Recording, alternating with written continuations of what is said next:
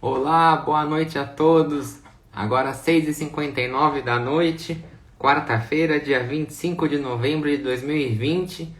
É uma honra fazer a live de hoje com Pedro Paulo Zogby. Ele é psicólogo pós-graduado em gestão de pessoas, professor, consultor e palestrante. Eu já recebi aqui a solicitação do Pedro. Em alguns segundos está aqui com a gente. E hoje um tema muito interessante: transtornos psicológicos e o trabalho da psicologia. Boa noite, Pedro. Olá, Rodrigo, boa noite. Boa noite a todos do canal. É uma alegria estar aqui com você novamente para falar de um tema extremamente importante de uma área da psicologia chamada psicopatologia, né? É a área que estuda as patologias, os transtornos e tudo que circunda aí a comunidade psicológica, os indivíduos. Então, vai ser uma live muito esclarecedora hoje. Obrigado pelo convite e espero que hoje todos estejam animados para perguntar, para participar. É isso aí. Olha, Obrigado pelo convite. perfeito, Pedro. Aqui você já mostrou toda a sua versatilidade, já falou do esporte, a psicologia, a beleza, conflitos familiares, solidão, desemprego e muito mais. Sempre mostrando aqui sua competência e a vontade de ajudar o próximo é muito interessante. O trabalho do psicólogo é esse, Rodrigo. É uma missão, né? A gente tem uma missão de ajudar o próximo, de fazê-lo reconhecer os próprios limites e, assim, fazê-lo reconhecer as próprias potencialidades, porque problemas todos têm, dificuldades todos temos, alguns mais, outros menos, e a psicologia, ela olhando para os transtornos psicológicos, ela vai olhar justamente para aquilo que tira o indivíduo da sua pseudonormalidade, né? Porque hoje em dia nós não estamos numa normalidade, ninguém é normal, né? Então, mas o transtorno psicológico, ele tira você da sua linha da saúde, né? Então você adoece, né? Quando você está em transtorno psicológico, em transtorno psíquico, portando um sofrimento psíquico, você está adoecido. E numa sociedade onde nós temos uma alta taxa de trânsito, uma alta taxa de poluição, uma alta taxa de coisas acontecendo ao mesmo tempo nessa nossa metrópole e no mundo, as pessoas elas ficam altamente num nível de ansiedade muito grande. E aí essa ansiedade acaba ocasionando, acaba se não tratando, acaba ocasionando num transtorno psicológico. Ah, perfeito, Pedro. Você citou a questão do trânsito. Eu acho que muita gente que com o seu carro lá se sentindo poderoso acaba muitas vezes brigando no trânsito, né? E eu acho que se a pessoa não tiver uma cautela, ela pode acabar tendo complicações, até criminais, né? Todas as situações que você vai até o seu limite são situações que você vai até a última carga psíquica que você tem. Então, a última carga psicológica que você tem, você vai quando você é colocado em situações limites. Então, situações que lhe deixam extremamente nervoso, situações que lhe tiram a calma, que lhe tiram a paciência, são situações que podem ocasionar um nível de estresse muito grande. E se você não cuidar, aquilo vai efervescendo, aquilo vai construindo dentro de você algumas feridas que a psicologia tende a tratar. Mas o trânsito foi só um exemplo, mas existem outras situações limites que deixam você absolutamente em transtorno. Então, por exemplo, Sim. uma Ah, pessoa, por exemplo, uma pessoa trabalhando em níveis de condições subhumanas, né? A gente viu durante muito tempo o pessoal na Bolívia trabalhando em quartinhos muito apertados, as pessoas que estavam soterradas no Chile, embaixo daquela mina, né? Então, aquelas pessoas saíram daqueles locais depois de resgatadas, absolutamente transtornadas psicologicamente. Então, são situações como essa que podem levar a um transtorno mais precipitado. Exatamente. Eu acho que é, quem é muito workaholic é legal, mas tem que tomar cuidado para não ter o burnout, né? Que é quando você ultrapassa os seus próprios limites, né? Exatamente. A síndrome de Burnout, né, ou de burnout, como você trouxe, é uma, Eu posso ter falado errado. não, não, tranquilo. É uma síndrome que coloca a pessoa numa situação intensa de trabalho o tempo todo, né? Situações de pouca qualidade de vida, né? Então, você só trabalha, trabalha, trabalha em condições que não olham para o funcionário, e aí você pode ter um transtorno e essa síndrome. Os quadros sindrômicos, né? É um quadro muito repetitivo. Toda vez que você tem uma síndrome do pânico, por exemplo, é a repetição dos mesmos sintomas. É a repetição de uma ansiedade muito grande, sensação de morte iminente. Então, por isso que a gente fala que é uma síndrome. É uma síndrome porque repete os sintomas. É um padrão fixo que se repete. E aí acaba alastrando para sensações, inclusive físicas, né? Certo. E, e agora migrando um pouquinho para relacionamento, acho que o tema mais curioso de relacionamento é o ciúmes, né? Ele pode ser considerado um transtorno psicológico? Todas as vezes que você tem uma situação que te tira de um padrão de comportamento ou que te deixa, de alguma maneira, voltado para uma situação de mania, ficcionado com aquilo, a gente pode classificar como um transtorno, porque você não está no seu estado normal, no seu estado natural. Então, o ciúme em toda relação é um sentimento normal, né? Quando você tem alguém que você tem medo de perder ou que pode ser que esteja com você e no momento seguinte não esteja, você ter os ciúmes é absolutamente normal. Mas você ter um ciúme patológico, onde você prende a própria pessoa, onde você tem um sentimento de posse para aquela pessoa, aí já passa a ser um transtorno, porque você modifica o seu padrão comportamental. Veja bem, o transtorno é todas as vezes que alguma situação modifica o seu padrão comportamental. Então você fica transtornado. Existe esse termo popular de transtorno, o cara está transtornado. Exatamente isso. Então, o ciúme pode se ele for patológico, então, se ele for uma coisa doentia que a pessoa tem que se tratar, recomenda-se que busque, inclusive, um psiquiatra em paralelo com a terapia para a gente poder tratar, né? Existe até alguns grupos de pessoas que são bastante ciumentas. Então tem aquela MADA, Mulheres que Amam Demais Anônimas, que tratam mulheres que são absolutamente ciumentas. Não conheço nenhum grupo que trata do gênero masculino.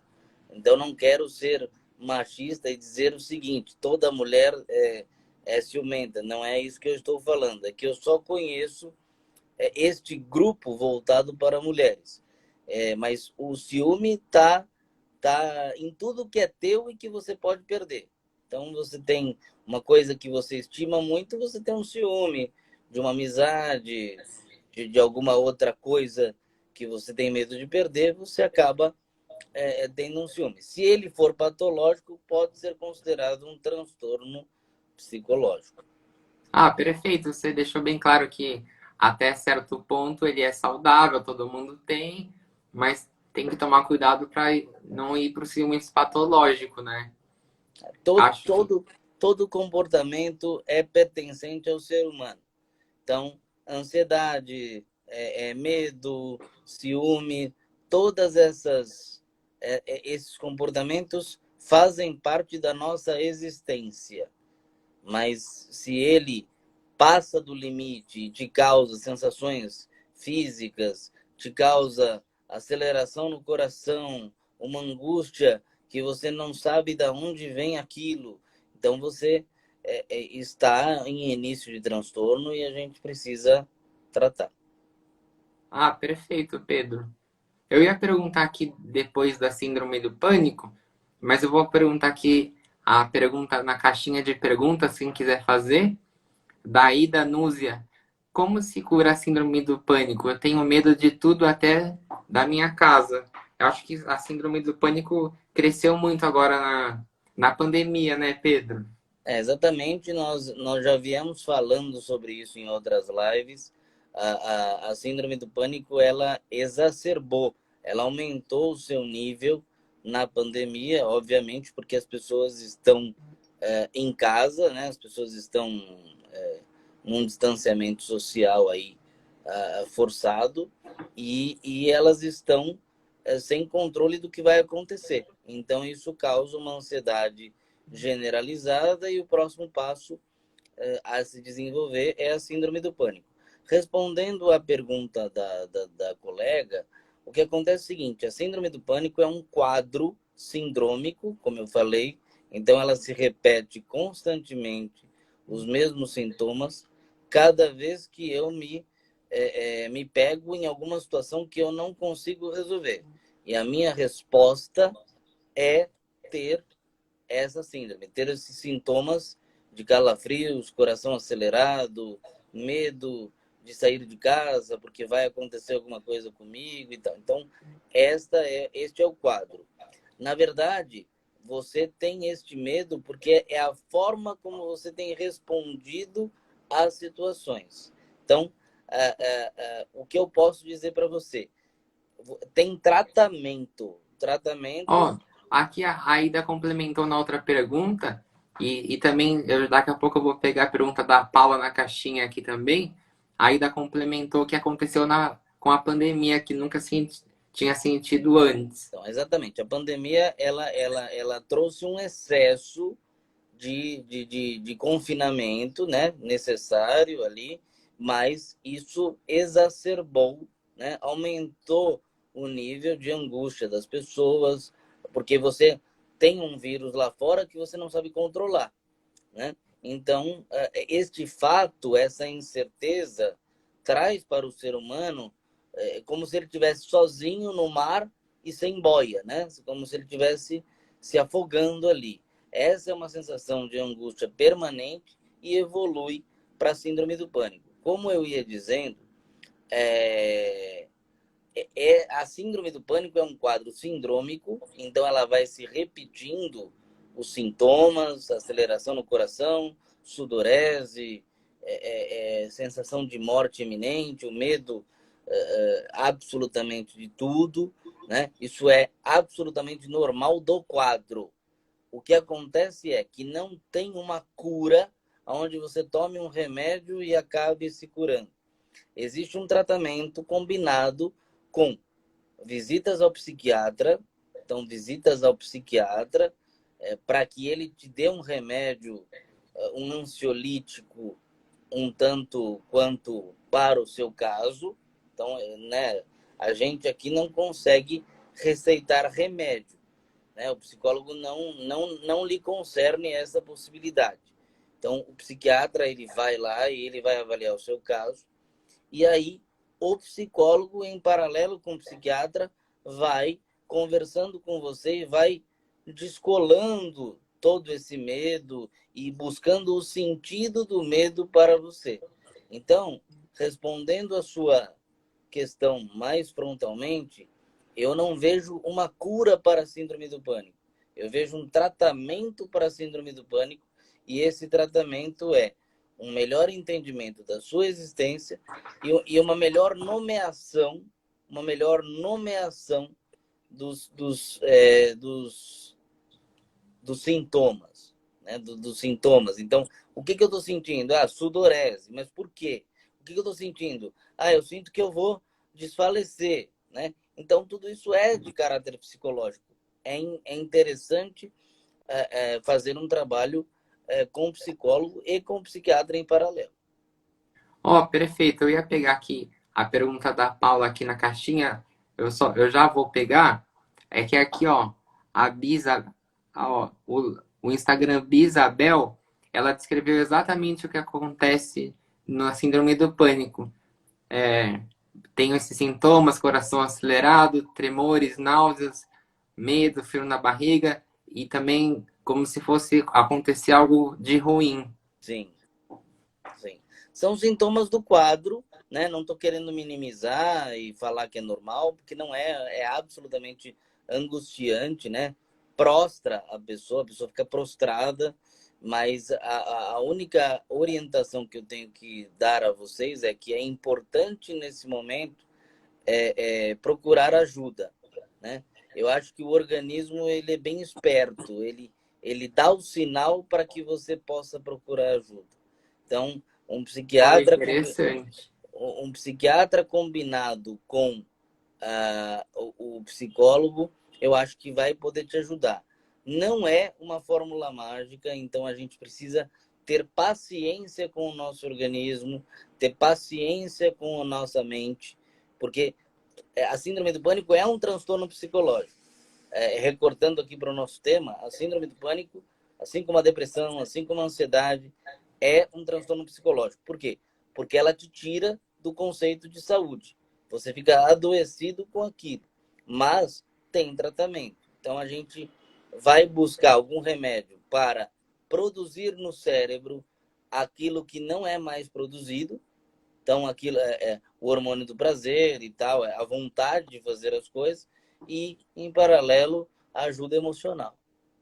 Ó, perfeito. Eu vou pegar aqui a pergunta da Paula na caixinha que eu ia fazer essa pergunta depois, sobre a bipolaridade e a esquizofrenia.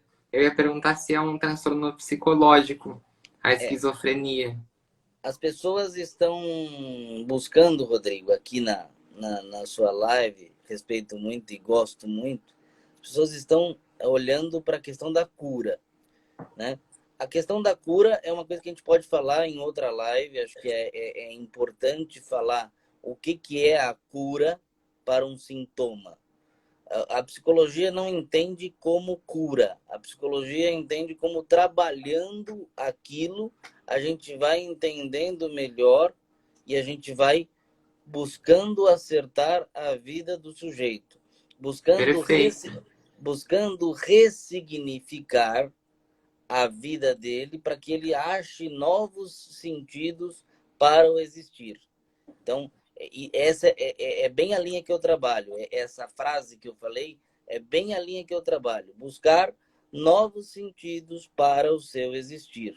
Agora, ela trouxe duas questões muito importantes: a bipolaridade e a esquizofrenia.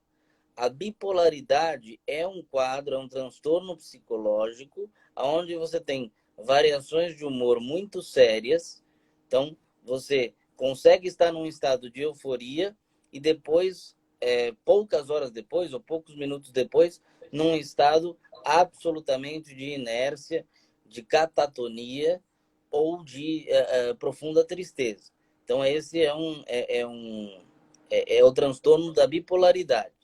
E aí também se ajeita com remédio. Eu não gosto da palavra resolve, porque não resolve. Se a pessoa não tiver um gatilho ali, ela não resolve, tá? E a esquizofrenia é uma coisa um pouco... É um transtorno também, existe, mas é uma coisa um pouco mais complicada. A esquizofrenia é uma cisão entre a realidade e a fantasia. Então, A cisão é um rompimento? isso é um rompimento, exatamente, você está traduzindo aí para o público, é um rompimento entre a realidade e a fantasia. Então, o sujeito, ele fica muito mais voltado para o seu id, para o seu impulso, para as suas fantasias.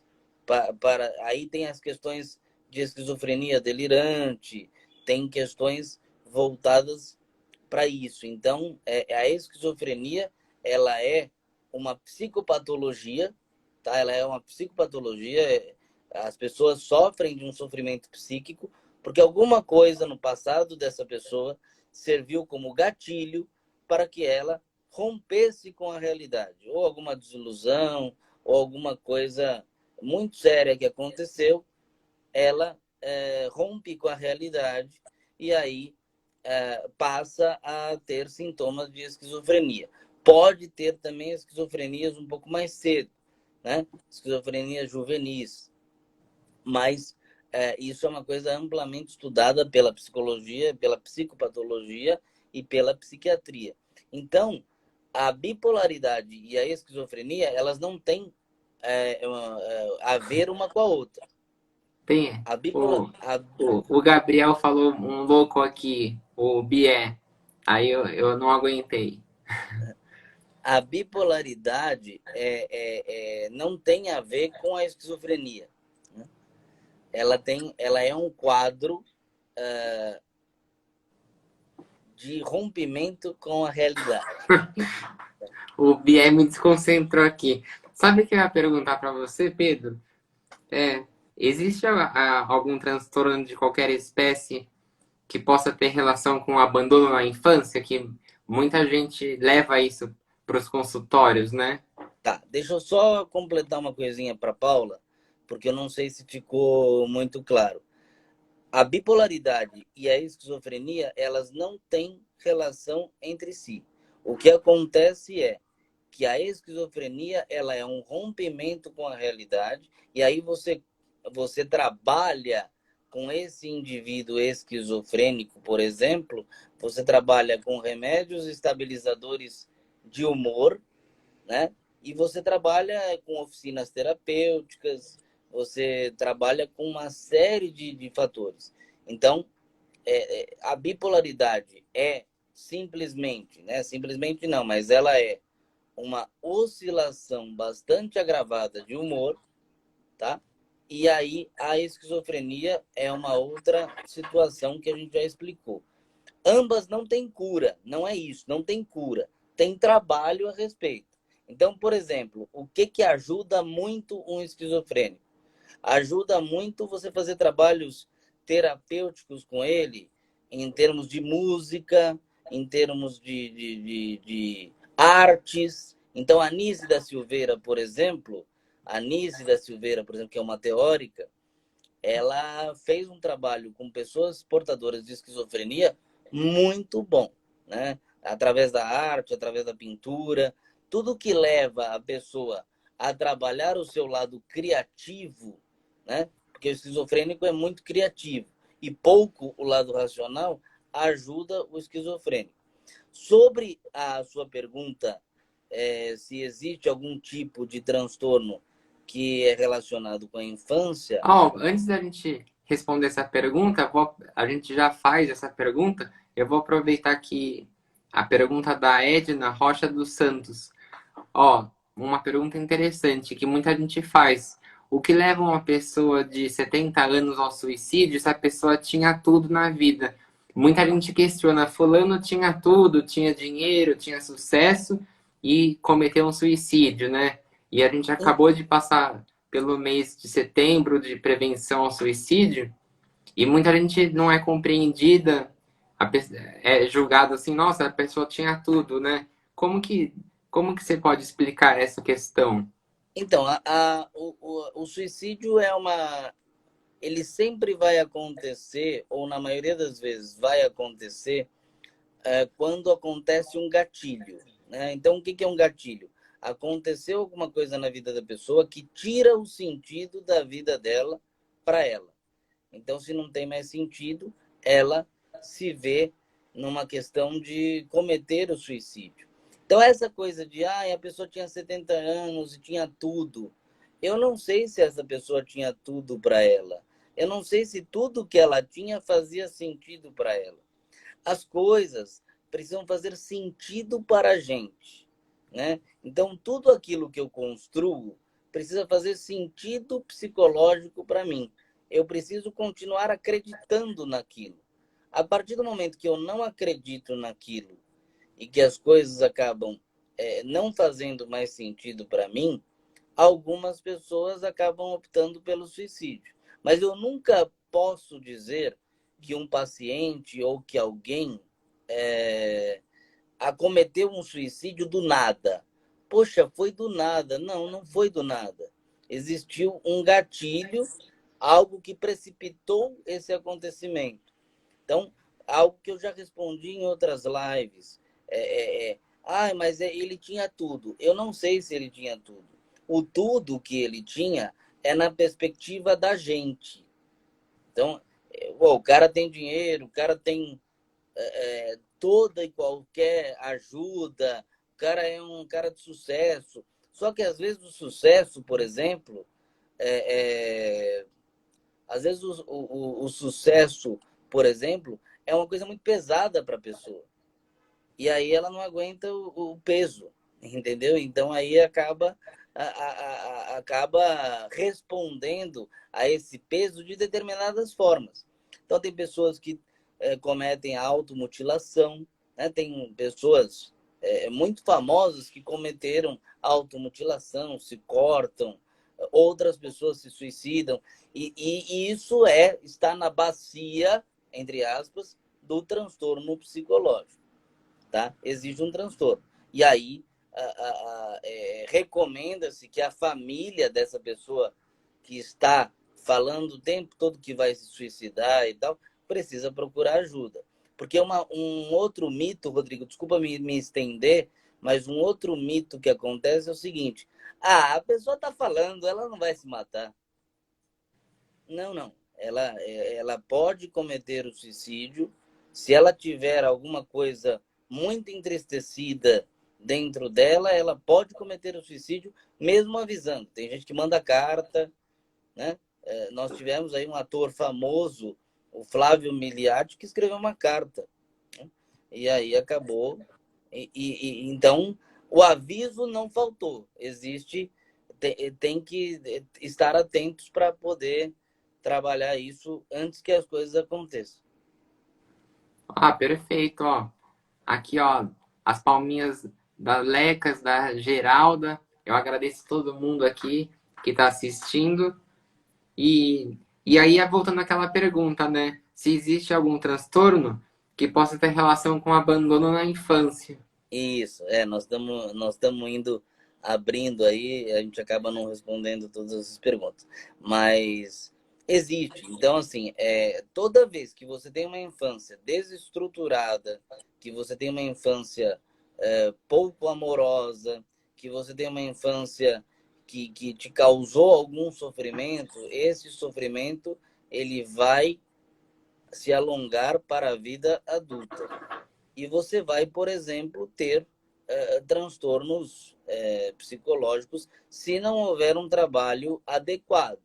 Então, por exemplo, falar de uma coisa pesada aqui, mas, por exemplo, uma criança que foi abusada na infância, né, por algum familiar. Esta criança fatalmente vai viver a vida dela como adulta lembrando deste episódio, né? Então, é muito comum que ela tenha algum transtorno na área sexual quando ela for ter a sua intimidade a primeira vez. É muito comum que ela faça isso. Então, qualquer coisa que aconteça na infância que dê um rompimento ali, você pode desenvolver um transtorno. Você precisa cuidar disso para que as marcas a gente consiga nomear tranquilamente. Se você não consegue nomear, acredito que fatalmente vai ter algum problema. Ah, perfeito. Olha, a gente chegou aqui meia hora de live, a gente pode encerrar e começar a parte 2 e eu convido todo mundo que estiver aqui a continuar com a gente na nossa segunda live do dia, que vai ser a continuação. Ok, vamos lá. Então, até já.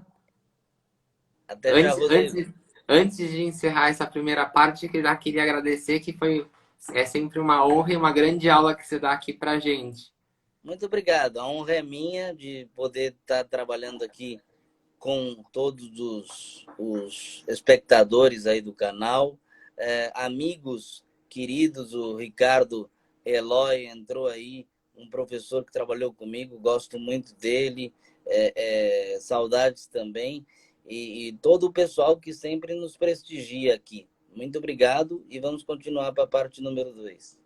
Tá ótimo, até já. Peraí. Valeu.